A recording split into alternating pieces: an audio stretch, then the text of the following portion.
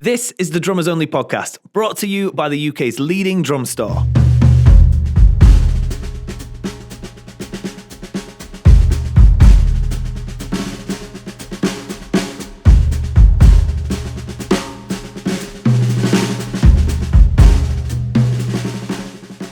Hi everyone, quick public service announcement ahead of this episode.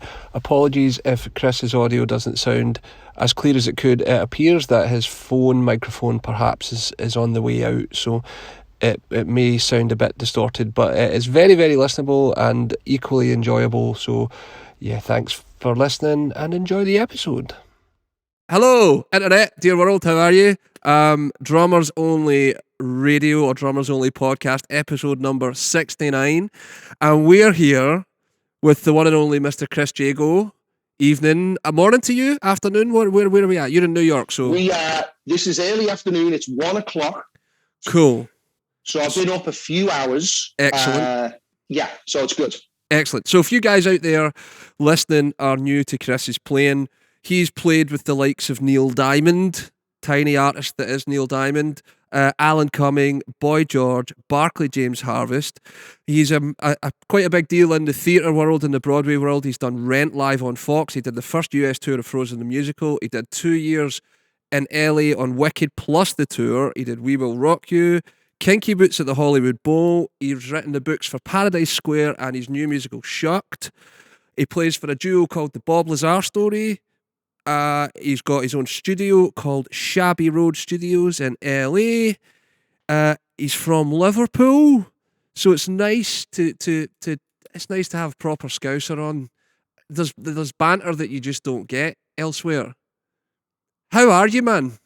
Yeah, I'm good, and it's actually fun being a Scouser in America because I get away with murder, to be honest. There's things that I can say that other people just can't say, and they just go, "Oh, he's so cute," and I'm thinking, if you knew what I called you just now, you wouldn't think that. But it's fun, and I enjoy it because it's a conversation starter, and people are genuinely interested, and it's not like Liverpool's a boring city with no history. No, and we're all musicians, and it's fun. Everyone thinks you know the Beatles. We don't, but that's funny. You can wind people up with that, But it's nice to come from a city like Liverpool, which is awesome, and to have that thread. And I obviously tour a lot in the US, and I'll go to Kansas City, and I'll be in the middle of nowhere, and they'll say, "Oh, your accent's so funny," and I'm thinking, "Well, have you heard yours, darling? Like yours is." Yours is killing it right now. Yeah. So it's fun, and my accent softens, which I get stick when I go home. So I get some shit for that, but over here, everyone thinks it's still really thick. I still think it's pretty thick, man. It's pretty, yeah, it is. I mean, it's still, to me, I still sound like a Scouser, but there's definitely situations over here where I might have to slow down. Like I'll probably start speeding up talking to you now. Yeah. Because we get it and we're used to it. And for British people, you go 20 minutes in any direction, you hit a new accent, new dialect. So we're used to it. Yeah. It's just not the same in America because it's so big. Do you know, it's funny, when we used to have a branch for a couple of years, we had a branch in Leeds. So when we would we obviously widened the network of our customer base. So when we would do videos on social media, I had to slow down because people further south were just like, "This guy's speaking. What is he saying?" So, and doing this, you kind of, there's a little bit of lag sometimes. So it's really weird when you're in a place where you're so not, because I'm working class, come from Schemeway, So when you go home, it's like. It's a whole different language that you have to try and temper a bit. It's a funny old thing, man. Yeah, it is. And it's not because you're not proud of that. I think it's more of a communication thing of you could be talking to somebody that's never heard your accent. Yeah. And it does startle people sometimes. Yeah. And you don't, and then what annoys me about it though, all the fun things are great, but what annoys me about it is people don't listen to what you're saying. They just listen to the sound coming out your face. Yes. and then you have to repeat everything. So even though I've slowed down and I've gone, okay, I get it. I know I sound funny. Ha, ha, ha, ha, ha, the Beatles. And I'll slow it really down. People just don't listen. So there is that as well. They don't. Yeah, it's very strange. And it comes across as aggressive because of the sound rather than even the words. People get like not scared, but they're like, oh, you know, it's maybe a bit bolshier than they expect you to be. Yeah. So you kind of have in your to, face. Yeah, but then that's their problem. Well, it is their problem. And also, I feel like, there's a lot of places in the UK, our places included, where we're generally friendly people. Mm-hmm. And we're up for the banter and we're up for the crack. And it's nice to meet new people. And it's nice to go out for a bevy and talk to whoever. So, I mean, you could put us anywhere in the world, which I know has been said a million times, the Irish, the Scottish, Scousers, put them anywhere, Cockneys, they will figure it out. They will survive. They will have a group around them. I mean, in LA, we've got so many Brits around us now. We just kind of collect them, or we collect each other. Right. My kids are American now. Well, they are American. They've always been American because they were born here. But when they go to school and they go, oh, such and such is English, and then you get to know their parents, and then there's this gaggle of Brits that all hang out. And then we all give the Yanks a bunch of shit. So how does one get from Toxteth to LA? It's a good one, that. Toxteth to LA via London, really. Right. Because of gigs firstly in bands, and then shows, and then marrying an American. Okay. That'll do it to you. Absolutely. That'll definitely mess things up. And then going over to LA, but it came from being a late teen, early 20s, wanting to be a session player, and realizing that there's only so far you can go in Liverpool, and the gravitational pull of London is always going to be there. So that's kind of broadly how it started. So I was doing the whole club day thing. I was teaching. I was in bands with various levels of record deals, from absolute shite to shite. And we would travel around the country playing all the toilets, and then we would occasionally do things in London, or we would get a support slot with somebody. So you're constantly networking.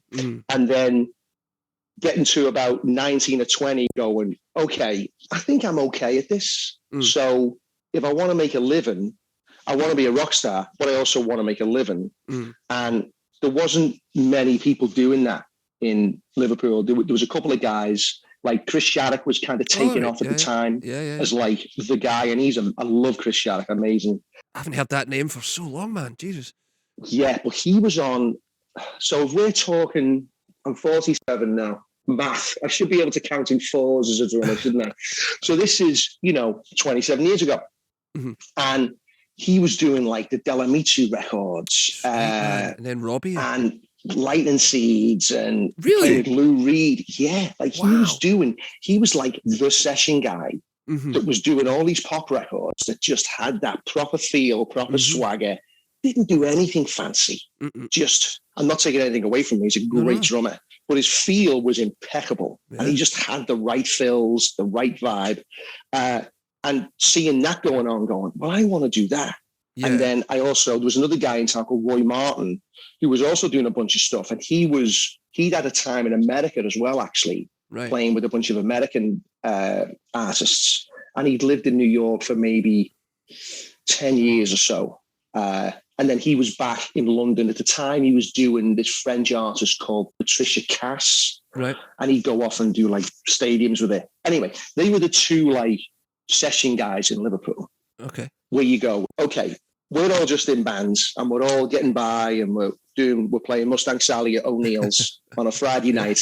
And then Thursday night, you'd been in Leeds at some toilet somewhere with your original band trying to be a rock star, and it was that transition of me going, okay, I need to see what's going on in London and try and get into that scene. So that's how the move started. And that came with doing auditions for bands and trying to get involved with artists. And then the first show I did, the Hedwig show, which was a rock and roll show that I didn't know was a show. That was a kind of big, like, door open, because it was an American thing that had come over. It was a West End show that I didn't know was a West End show. I thought it was a tour and we were going to go on the road like a band. And it wasn't. It was a show. So that kind of got me in that world, which I didn't do a lot of in the following years to that, but it got me in. And that Hedwig, that 6-7 months I spent on Hedwig, led to a year later doing the Boy George musical and being his band for that, you know. And then he took Hedwig to the Edinburgh Festival in 2001. And again, an American production. So they brought some Yanks over, one of which was my wife. Oh, wow. Okay. Yeah, so we had a showmance, it's known as in the business. Yes. You can edit that out because that's the lamest thing I've ever said. But we had a showmance and didn't think anything of it. She went back to LA. I went down to London to do the Boy George thing. But still doing bands, still back and forth to Liverpool because London's expensive. So if you didn't have a gig in London, I couldn't afford to live in London. So I would go back and I would do my gigs with the Funky Monks, top cover band in Liverpool, who are still going. Wow. Still going. They're about 27 years in. Same guys? There's 2 original guys left. Wow, that's amazing. Yeah, it is amazing, you know. And so I go and play Blair tunes and Elvis tunes and Tom Jones and Beatles tunes with them, teach a little bit of a day. I'd look in the NME, which is a thing that your younger viewers, that's a newspaper it was called. God, yeah, man. The yeah, NME. remember that? I do. So I'd open that up and I'd look in the back, the classifieds, and you could just kind of tell which ones were like real gigs or had money. And I would send my tape and I would have some kind of headshot, like, because it wasn't really a headshot because you didn't do headshots as a musician. You just had a picture of you that your mate took, you know. And I just did that. So that kind of got me in that world and got me in that mode of thinking, okay, I can be a session player and this is how you do it. You got to put yourself about and you've got to be willing to go off and try stuff, you know. It's funny, isn't it? Because it's that way of doing it, to me, feels like hustle without hustle. It feels like you're kind of applying for jobs. Yes. Your job is applying for jobs. Yeah. As opposed to like sending someone a DM now.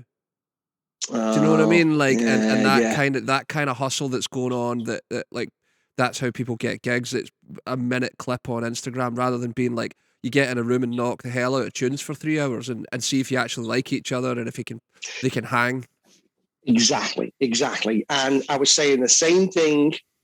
I have a lot of young drummers, because I can say that now because I'm 47, but they'll come right out of music college and they want to be a Broadway drummer, you know, and they'll reach out and they'll say, can we meet up and say hello? Absolutely. Like, I'm all for it. You know, people did that for me. You know, you should do it for the next guys coming through. And that's one of the things I'm trying to tell them is like, you've got to have a personality. You've got to be bringing something to the table. It's, you know, there's 99% of gigs don't give a shit about your chops. No. And if you're not a nice person and a decent person and somebody with a backbone that's got something to say musically and personally, you've got no chance. Yeah, I was listening to Sammy Merendino. Oh, I know Sammy. Yep. Well, he was talking about, like, there's a lot of kids that can play the notes, but not many of them can play the music. Yeah, you know, that's a great clip, yeah. They're coming out of school, like you say, they can read the chart, but they don't have any life experience. No, they've never played in a band. You know, they've never been in Rosie O'Grady's while there's a bar fight going on and you've got to keep playing and you're just watching the fight, dodging the bottles as they're coming at you. Yeah. That's a life experience that Berkeley's not going to give you. No, man, not at all. So what does what did that then do for you going forward? Did that mean that getting on with people was simple? Do you mean like personally, like interacting like with people? for your career, like, because like if we're talking about it like that, if it's not necessarily about the playing, what did your life experience bring that people kept calling you back? It's a good question, that, and I feel like I know the answer, because that's like asking. It's like asking, well, what's good about you? And that's a kind of hard thing to say, to have an opinion of yourself. But there you go. My opinion of myself is this is classic now. This is incredible radio. My opinion of myself is I'm a prep guy. Right.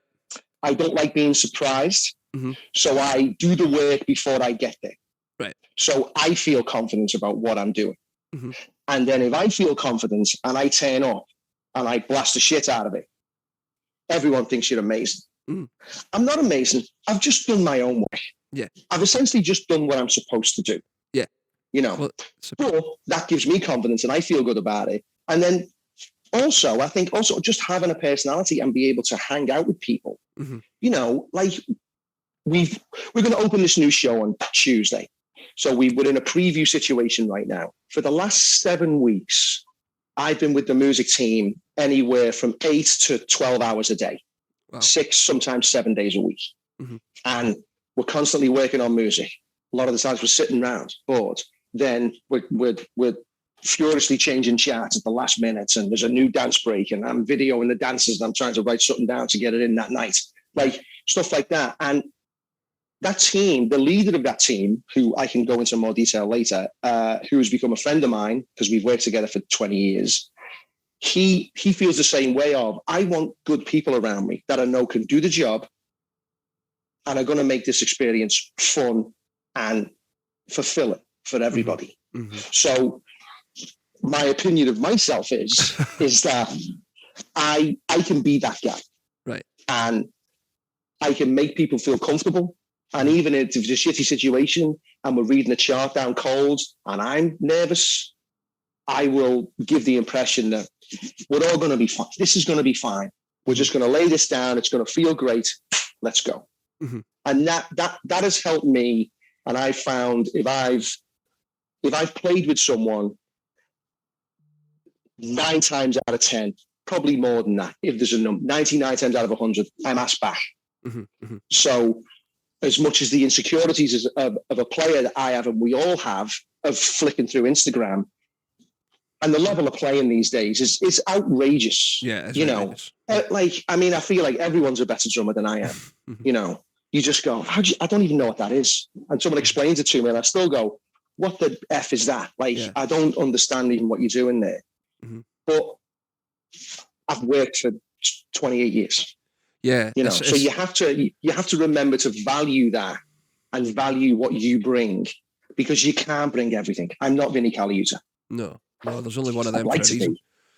Yeah, I mean, yeah, but it's and this is the thing, because this is the thing that the youngsters kind of forget. And I'm only 41, so it's not like I'm ancient, but yeah, you know, hustling gigs on that way is just it's not going to get you very far, because a lot of people can see right through it. You know. Yeah.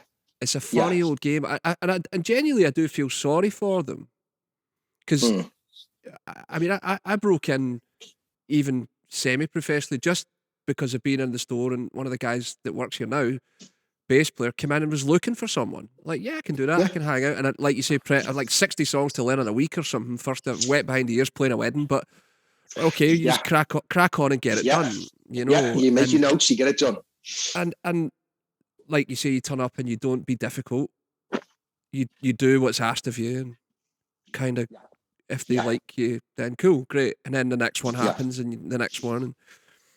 And but I mean, that you've been in situations with people that, you know, like the Edinburgh Festival, for example. That's a pretty mental arts scene, and if you're coming from a place where you've not have access to that, or you've not been around that, you're grown up, you know, because it was about football, or it was about, because that's what it was like for me. I didn't have access to arts like that. You know, we played football, and that was kind of that, right? So you've got to navigate that too. All of a sudden, you're learning about people.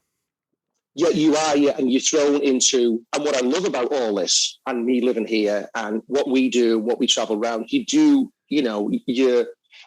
meeting different people and different cultures, and it's fun, and really is an education. You know, like, especially going to somewhere like the Edinburgh Festival, where it seems like most of Edinburgh disappears and the world comes in for 7-8 weeks or whatever it is. And I only have amazing fond memories of that. You know, even, I mean, take away the fact I met my wife and we have children and all that. Like, that's life-changing in its own way. But just the memories of being at that festival and seeing all those crazy people. And it's funny, like, we always do these things and we go, God, he's crazy, or she's crazy, or they're crazy. But we're crazy as well to a lot of people. You know, how many times do you meet, let's call them normal people for now. We'll probably get shouted at for that. Civilians. But civilians that think that I'm insane. And I don't think I am. You know, there was one of our production staff last night, we went for a drink, and she was like, but you're on cocaine, aren't you? And I was like, no, I'm not. I said, I don't even do caffeine now. She's like, no, you're on cocaine. I'm like, I've never done cocaine in my life. Wow. Like, but you just think, well, you're a rock and roll drummer. Yeah. You must be crazy, and you must be, you know, doing coke off of sex workers' backs. Yeah. Which I'm not. But listen, life is long. Maybe it will happen. Maybe if I dream big enough.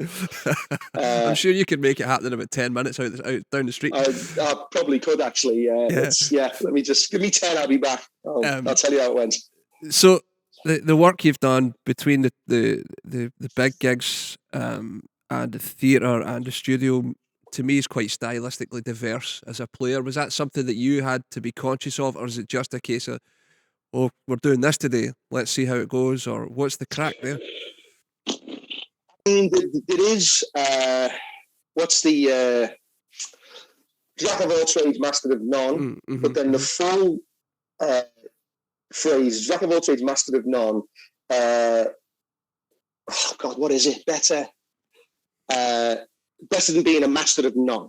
Right? That's the kind of approach that I think a lot of us have to make, who are not, you know, rock stars in a band that can do one thing. Right? We have to be able to do a lot of things.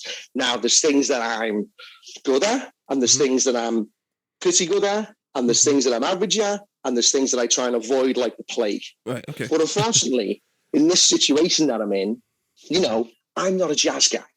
I never have been. I never will be. I respect it, but I don't listen to it. So how am I supposed to emulate music that I don't listen to? Yeah. So it's not in me. Whereas you throw up a Latin tune, I grew up kind of into that. And my old drum teacher was a Latin guy. Right. So all those patterns kind of come kind of natural to me. And you're a Steve Gadd fan and you listen to what he does, you know. So there's certain things that get thrown at you. We have that a lot with the Broadway stuff. And you know, like on this show, I'm playing 2-beat stuff, then going into big 6/8 pop ballads. So there's a lot of different, I'm playing washboard and I'm playing spoons. Like, now, I've never played the washboard and the spoons before in my life. But again, going back to the prep thing, I knew this gig was coming up. I knew the vibe. I bought some spoons online. And I sat in my studio when I was waiting for things to download, or I'm waiting for the water to boil for the pasta for the kids, and I'm learning how to play spoons. Now, I've got 3 tricks. Right. It's all you need. Like for what I'm doing. I'm not denying there's spoon masters out there that are killing it and would blow us away, you know. But you've just got to be able to do a little bit of everything. Yeah. And that's where like the tradesman things come in of, you know, growing up working class in Liverpool. My dad was a tradesman. All my uncles were tradesmen. Like everyone around you learned to trade. So you went to work. So I, you know, applied that kind of work ethic to my career as a drummer. You know, so I do get a bit of a twitchy sphincter when someone's like, right, jazz tune. I'm like, oh God, I hope it's not like Donna Lee at like 260. You know, you're like 1, 2, 1, 2, 3, 4. I'm like, oh God. But generally, I'm getting away with it, which seems a terrible thing to say, but I get to do it a lot. So I suppose I'm okay at it because I get forced to do it. Yeah, I mean, I've done a few shows, and to me, the styles aren't styles. They're kind of pseudo styles. Like if you look at something like Shrek, it's a kind of parody of like the 2-beat thing. So you're not actually having to play real 2-beat, except it is 2-beat, Right. you know. And the jazz thing is kind of jazz, but it's not really. So you don't have to. And so I get it, but I think to even just be able to acknowledge it and have a working idea of how they should go, because there's tons of kids that don't do styles now. Yeah. You know, well, like I don't know if you learned drums at school, but we had to have styles down. You had to have 4 contrasting pieces. So it would be one would be a pop thing, one would be a funk, Latin, swing, something, you know. So you had to actually be able to do it. Bossa Nova, like fucking. I'm as un-Brazilian as it gets, you know. But like, you know, you've got to try and. Famous Brazilian drummer from Glasgow. That's absolutely no, that's some other guy. So yeah, you know, because otherwise you'd be lost, I'd think, right? Yeah, like, you do get thrown some curveballs. But again, if you come, I think, especially our generation, you know, you kind of come from that. I mean, my high school, I shouldn't say high school, I'm talking to you, my secondary school, I don't have to be American. And if I say soccer, you can shoot me in the balls. My secondary school, we didn't have music lessons. Right. Well, shouldn't say that. Our music lesson was Mr. Freeman sat with his acoustic guitar and we'd sing songs with him. That was our music lesson in secondary school. Like nothing. So when I left school and what am I after A-levels? I'm 18. No lessons at school. And then I was doing private lessons and playing, blah, blah, blah. And then I was thinking, well, maybe I'll go to university for music. But I had no music qualifications. So I went to community college. I went to Sandown Community College in Liverpool and did like a HND in jazz and commercial music. So I would have some, you know, qualification in music to go with my A-levels so I could maybe get into college, you know. But it didn't end up going that far, and here we are. But, you know, I mean, I would have liked the music lessons in school. That would have been great, that. But again, in Liverpool, you're playing footy and you're probably just walking around the streets, being a gang, being tough, and then playing a bit more footy, riding your bike. I mean, that's what we did as teens, you know. Yeah. Like so you had to get home for the street lights going on. Exactly. And there was one kid who played guitar in my school, Wayne Dinley. I still get in touch with him every now and again, and nobody else played anything. And I used to get called all kinds of names, which I won't repeat now because it's a family show. But because I was playing drums, I was this and I was that. Really? Like, yeah, like it was deemed very uncool. Wow. Yeah. Which you look back now and you go, that's crazy. Yeah, that's crazy for but Liverpool, I remember, especially. Like being a 14, 15-year-old, and you know, we'd be hanging out in the streets, and then I go, I'm going to go home and practice my drums. And then the barrage of insults and shit. And I'd be like, oh, okay. And luckily, you know, I've got a thick skin and it didn't really bother me. But it's funny to look back now and remember like how uncool I was seen as a teenager. It was funny because it got me through school.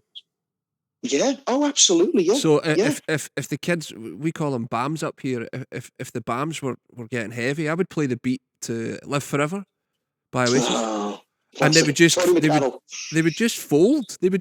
They'd just like, that's the greatest thing I've ever heard in my life.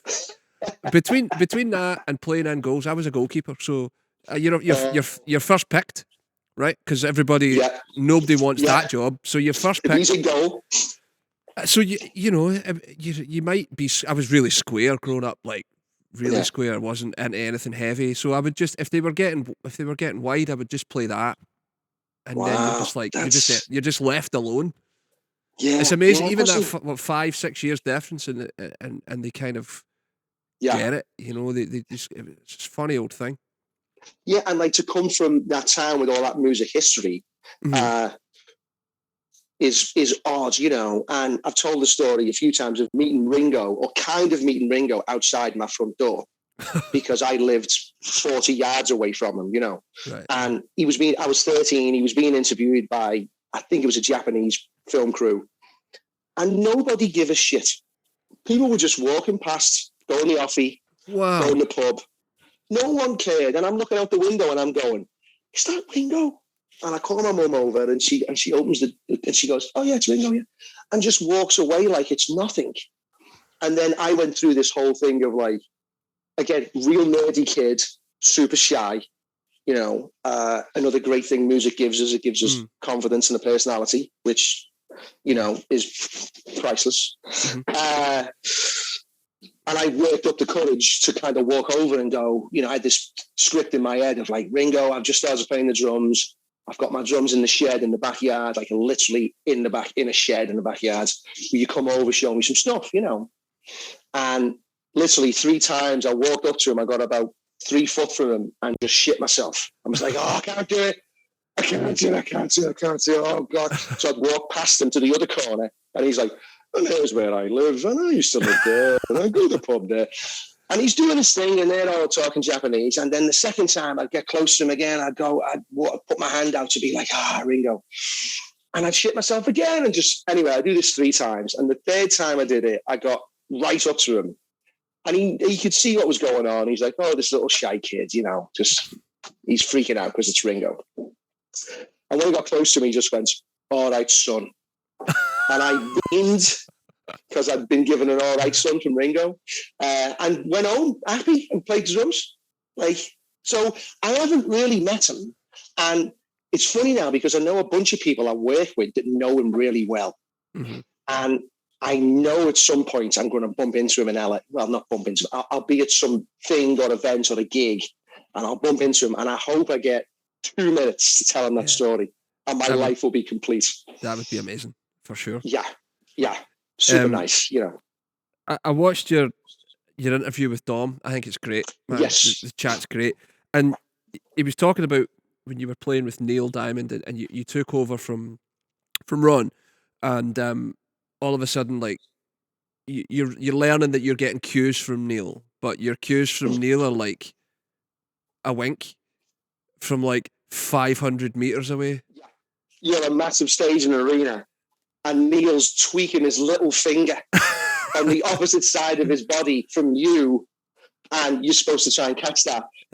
Frightening. And the first night, again, the gods of rock and roll, David Bowie was looking down on me in the fact that you do the first night and it couldn't have been more perfect to say, like, I peaked and the rest of my life is downhill now, and that's fine. I'm happy with that. But that first night, I turned up, no rehearsal, did a show to 17,000 people at the Ziggo Dome in Amsterdam. Nailed it. And it was the biggest and best high I've ever had, obviously second to my children being born. Naturally. Let's throw that one in. And so it happened the second night. And I think, you know, you get a little bit of confidence. You're a bit like, oh, here we go. Like, I'm nailing this. I've arrived. I'm in Neil's band, you know.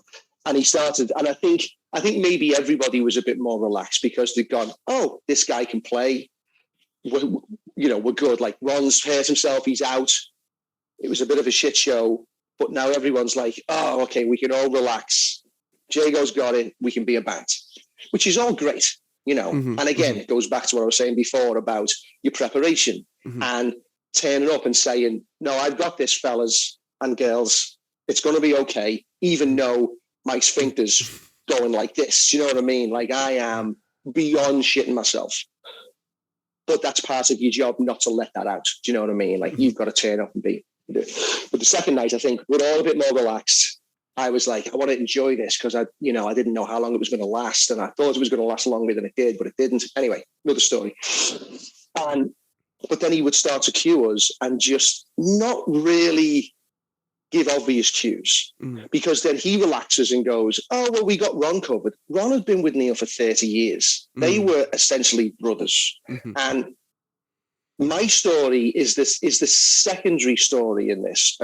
It's the story of 2 old guys that love each other to death and don't want to give up on each other because Neil didn't want to get rid of him and Ron didn't want to let Neil down.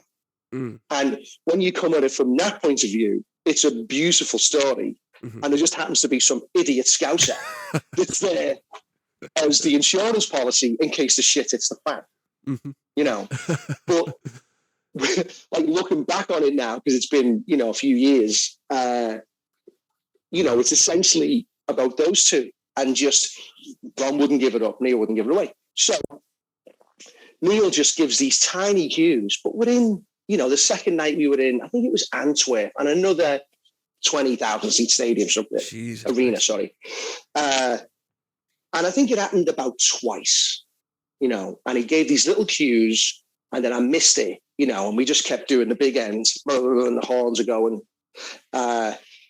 And then he just gave me a look of death, you know, and you go, oh my God, I've upset Neil Diamond.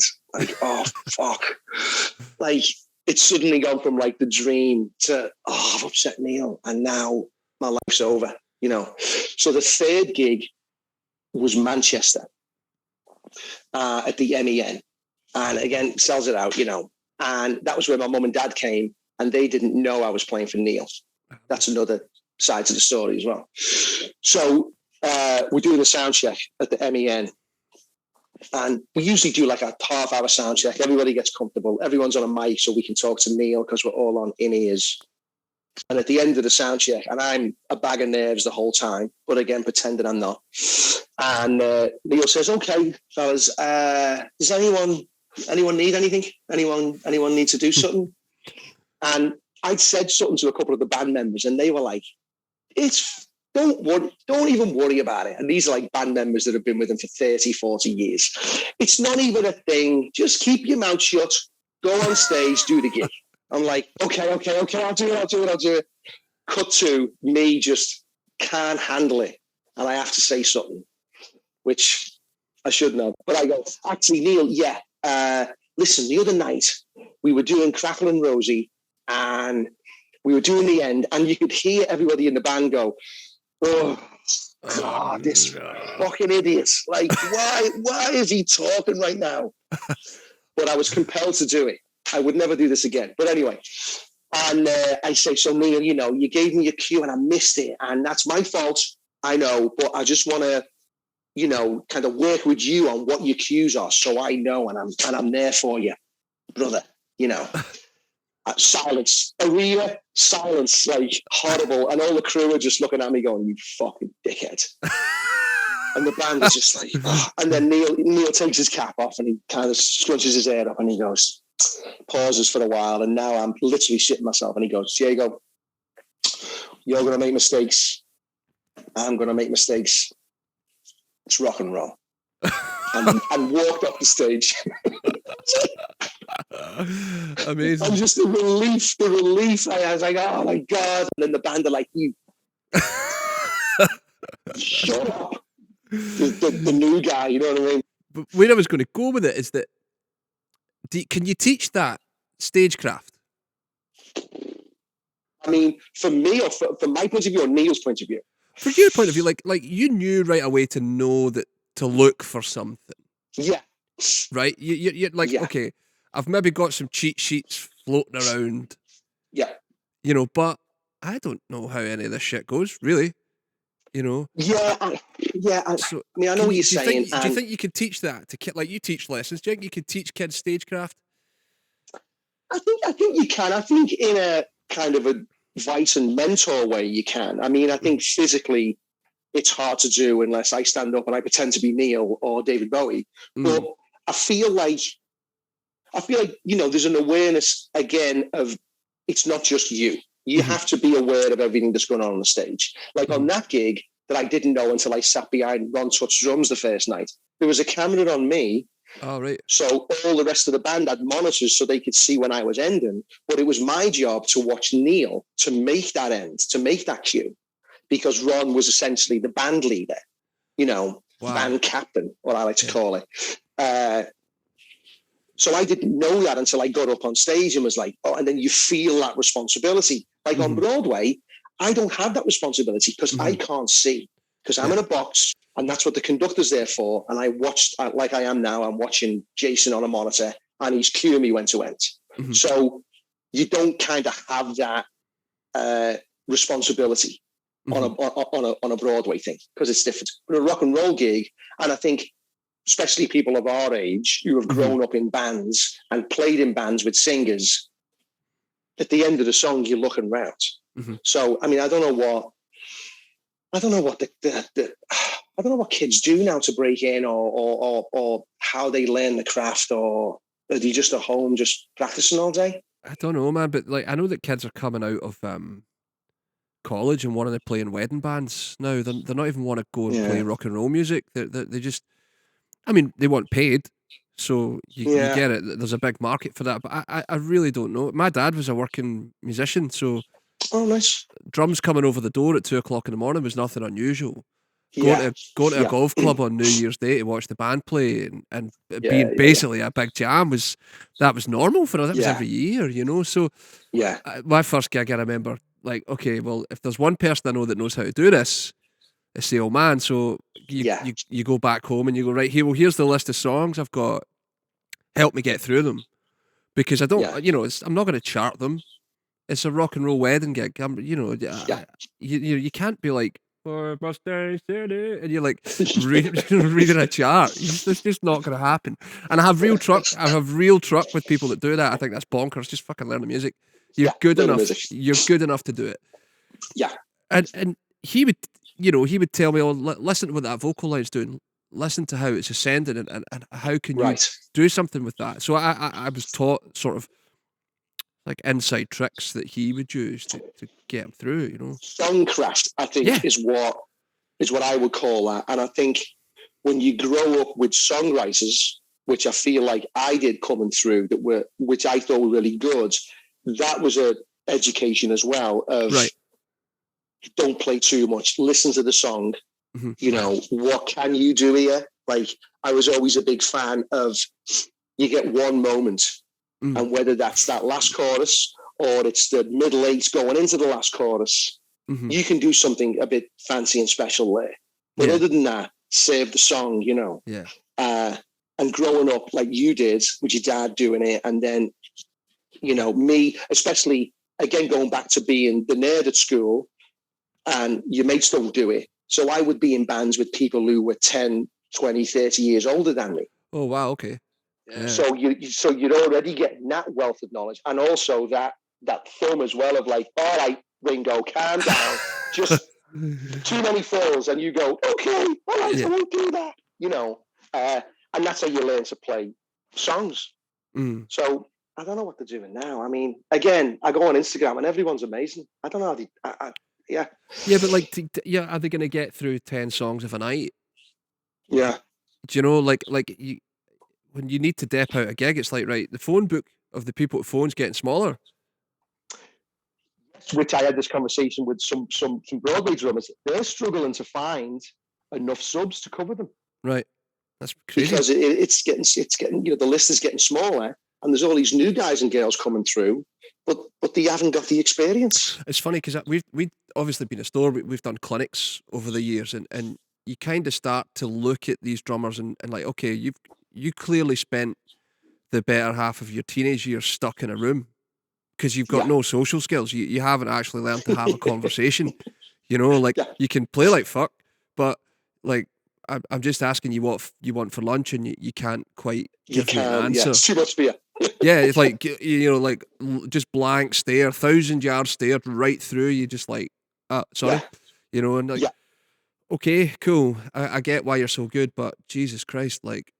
Yeah, there is a lot of that, isn't there? And again, I was talking to a young guy yesterday about it. But as you say, it's hard to find a good dep, because usually that guy will be working or that girl will be working as well. You know, and I know I've got a good friend on Broadway here, and he's similar age to me. He's done so many shows. He's one of the guys. Say it's Sean McDaniel. His name is. I'm not saying his name.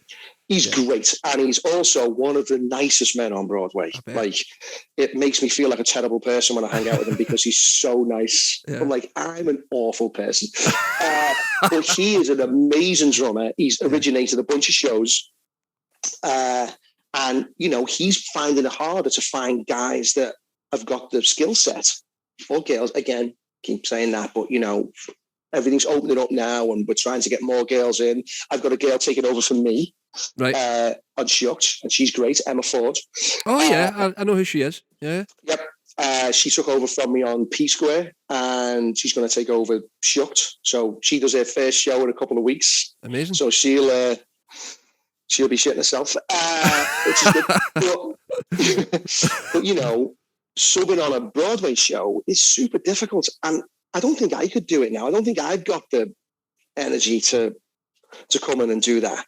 But you've got a machine that's 8 shows a week, and no shows are easy. Like, they're all a pain in the ass, and there's a million cues, and it's all different time signatures, and it speeds up and slows down for no effing reason as far as I can see. Yeah. So asking somebody to just jump in on that is a big ask. Yeah, you absolutely. know. So there's a few guys on Broadway that special, like, I'm sure they didn't set out for this, but there's a few guys that everyone knows.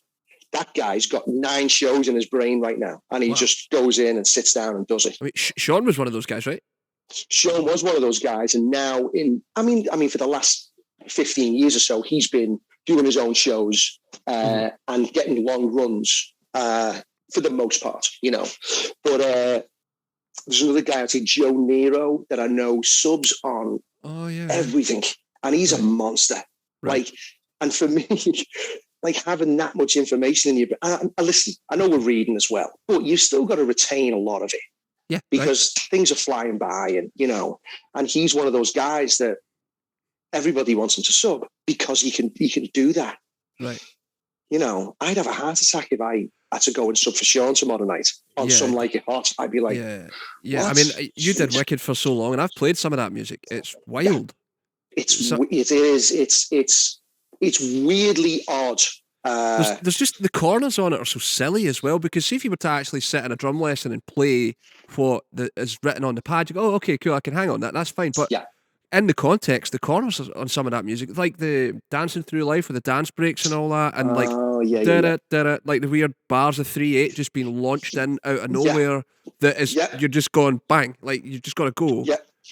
Jesus, like it's a weird skill that I've gotten, you know, decent at, but at the start it was frightening because to come from a world where, okay, we're in this song and it's in 4/4 and it stays in tempo and it's verse, chorus, middle 8, double chorus out, and then suddenly you're in that world, and I didn't train for it. I didn't go to college for it, you know, like a lot of the guys do, which is great. So you'd have to learn quick, and you'd have to get used to it. But the Wicked show, even though I got to hate it, I actually kind of love it again now, because I mean, I was doing it for 2 years, 7-8 shows a week, and that's a lot. But I remember going to see it and sitting in the pit and thinking, this is fucking amazing. A guy called Matt Van Der End, who's still the Broadway drummer now. Right. He took over from the original guy that was Gary Seligson, who's another Broadway legend, you know. He's on Dancing right now, which is like a drum solo for 2 hours. So yeah, I wouldn't want to do that either. But going to see Matt do that, learning what Matt did, trying to internalize it, you know, then doing it for 2 years, hating it. And then now, all the shows now are all clicked. Everything is on click.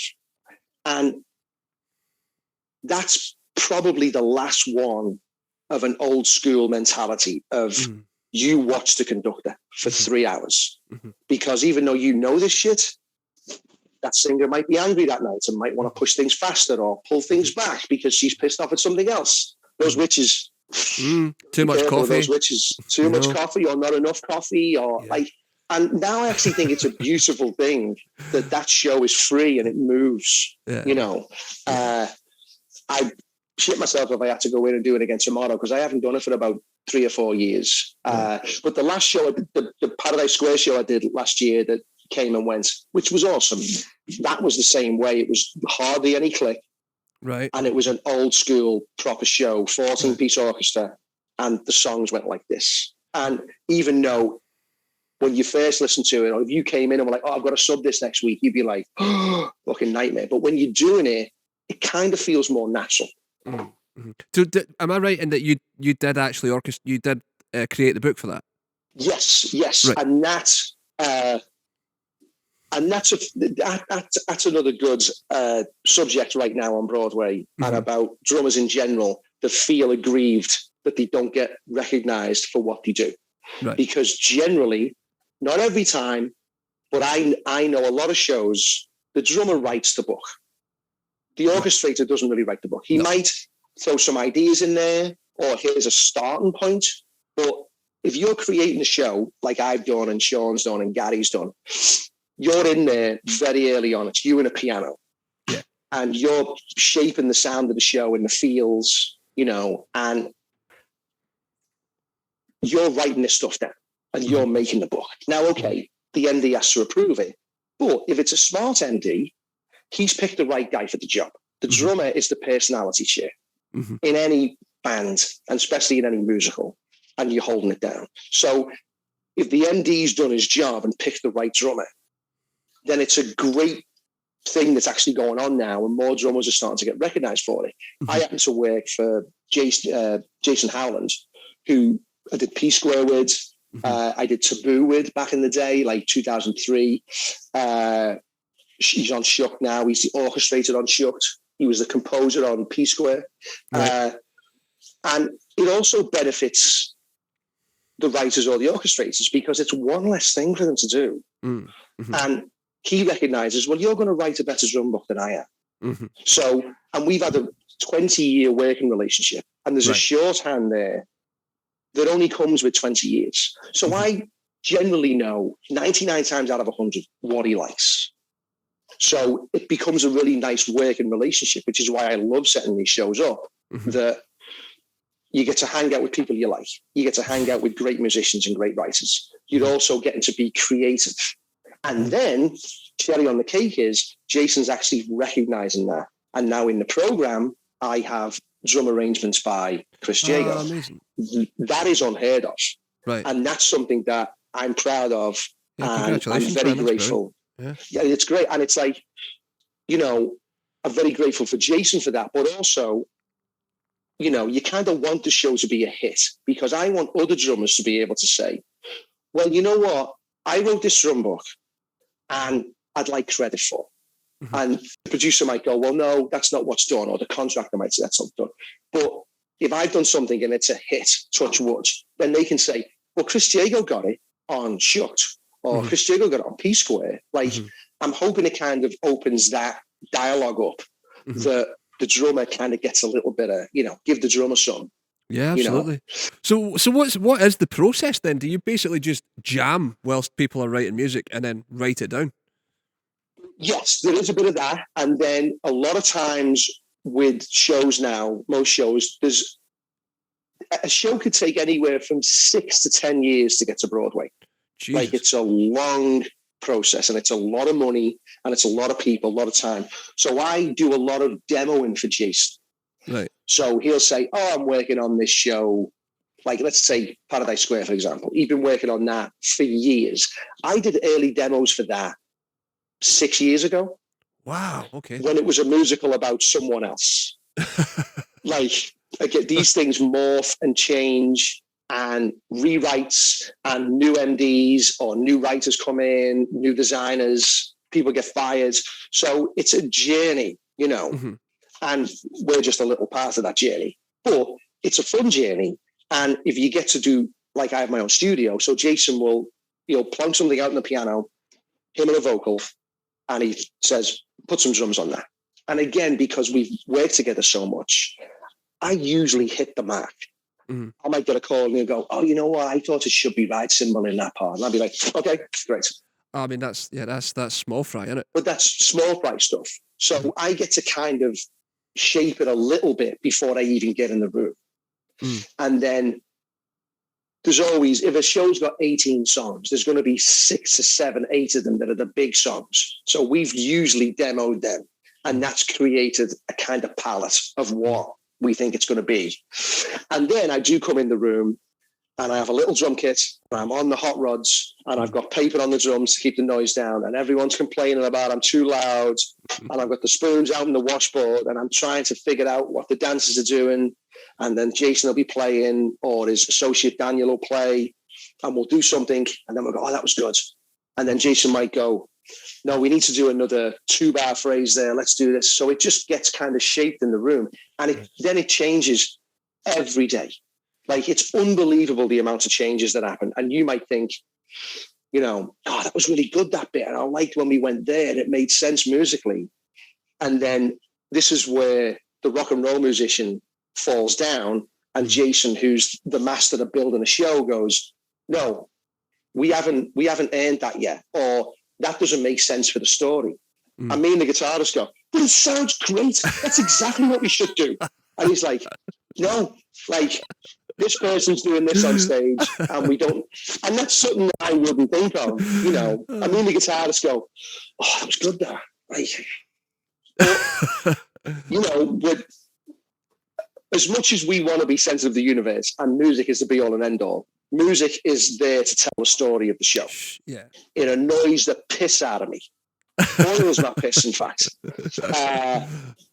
But that's what Broadway is. And you have your moments, and there's things that stick out here and there, you know. But that's what's good about him. That's what's good about the process. It's good. I learn stuff every show I do. I'm like, oh, yeah, that's very clever and all. Or that's what you think we should go with your ears, but visually, is that where we should go?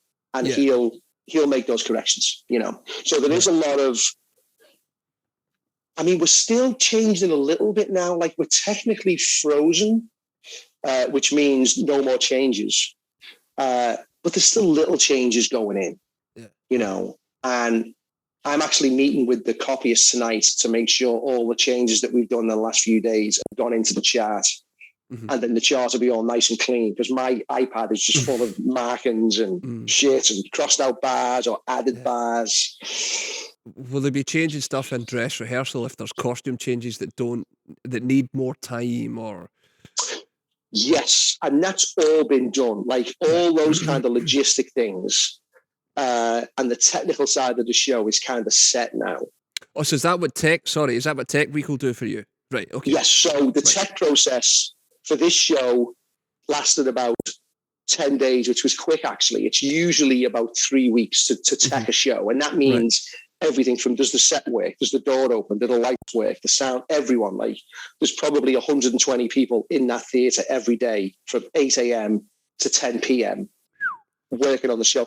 It's an incredible beast. Like, seeing these shows being created and born is crazy, you know. It must be quite a privilege. Yeah, it is. And, you know, I totally think that, and it's a beautiful thing to get to come out and do it and be with your friends, people you like, and we all get to sit down and we all get to moan about it as well. Like, that's fine. Like, why do musicians want gigs? Because they want something to moan about. Like, that's fine too. But essentially, you're in this privileged position of, you're involved in this organization that's doing this massive thing, and you've got the little music team. There's like 5 or 6 of us, you know, and you get to create the show.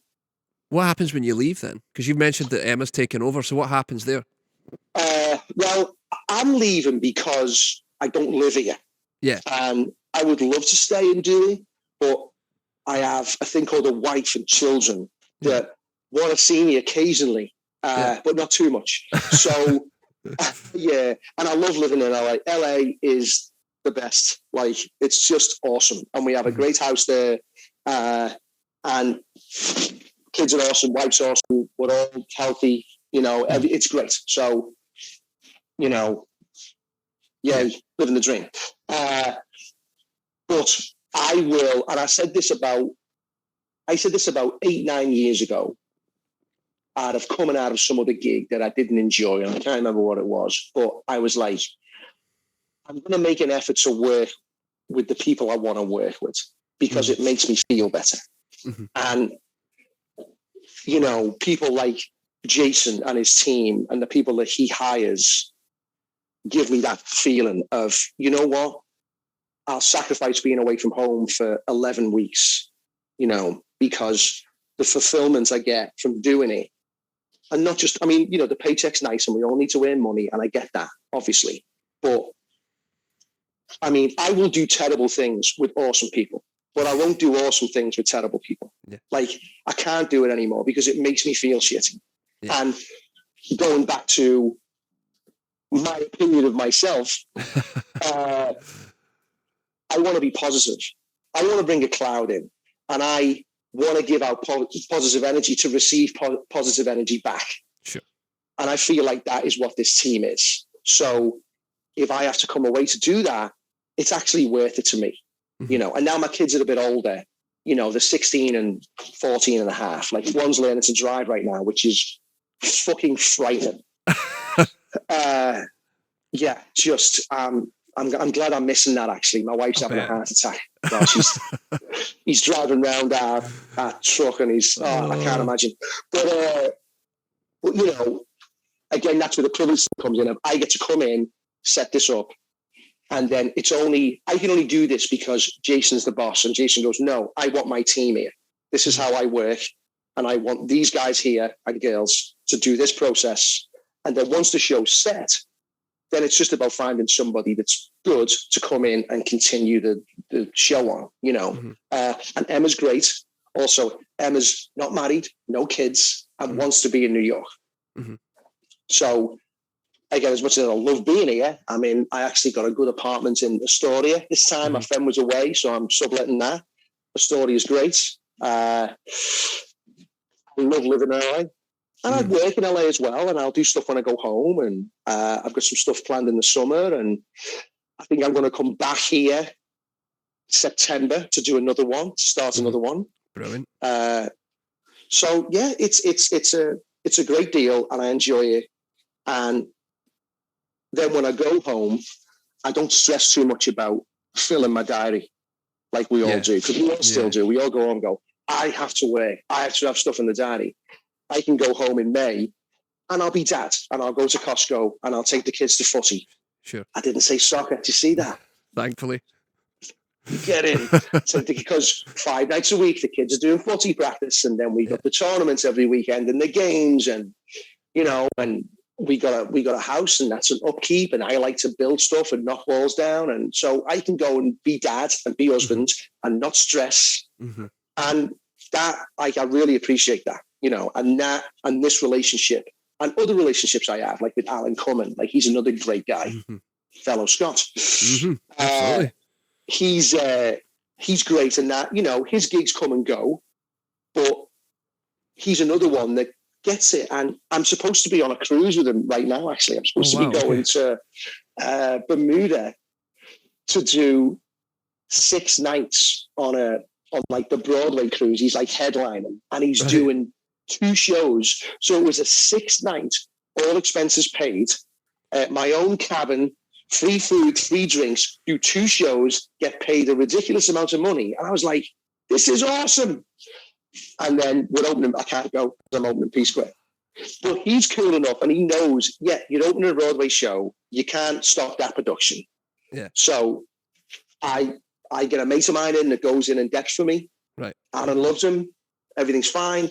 You're keeping all the balls up in the air, you know, and you have bigger balls and you have smaller balls. Yeah. It's a good analogy, that, isn't it? It's all about Alan Cumming.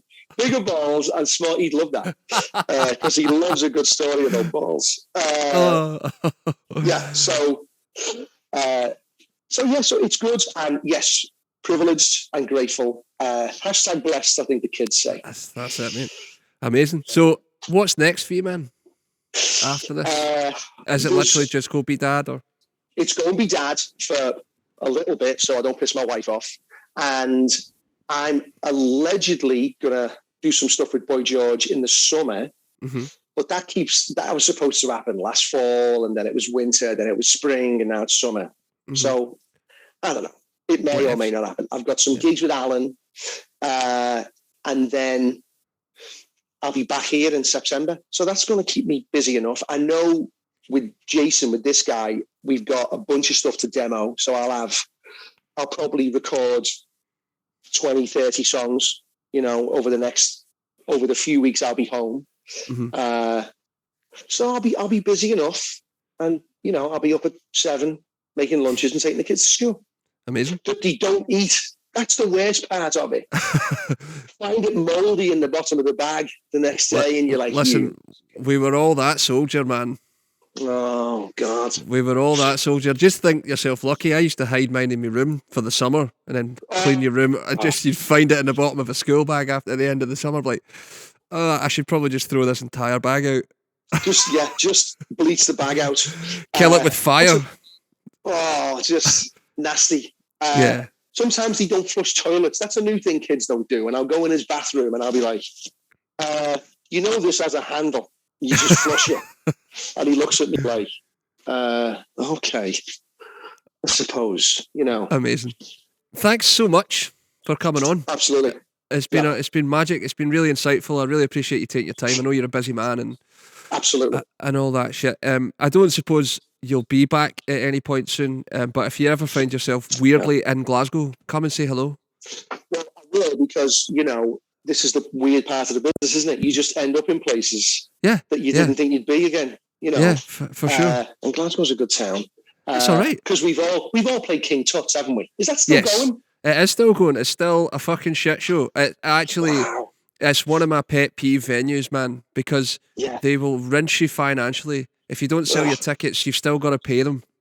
And what the youngins do is they just get their folks to pay it. If they haven't shifted enough tickets, their mum and dad will pay it, and the ticket money's all there, and they just get put on the price. But the last time I played it, we sold more tickets than everybody, and we got the 10:30 slot, 11:15 slot on a Sunday night. Oof. Yeah, 10:45 p.m. on a Sunday night with a 11:30 curfew. Wow. You're just like, what the fuck is that? So that's hard work, that, isn't it? Yeah, tag out of that. There was another venue. Was it the Orange something? The Orange Club? Or that's a very different thing in Glasgow, mate. Is it? What's that now? That's Rangers and Celtic.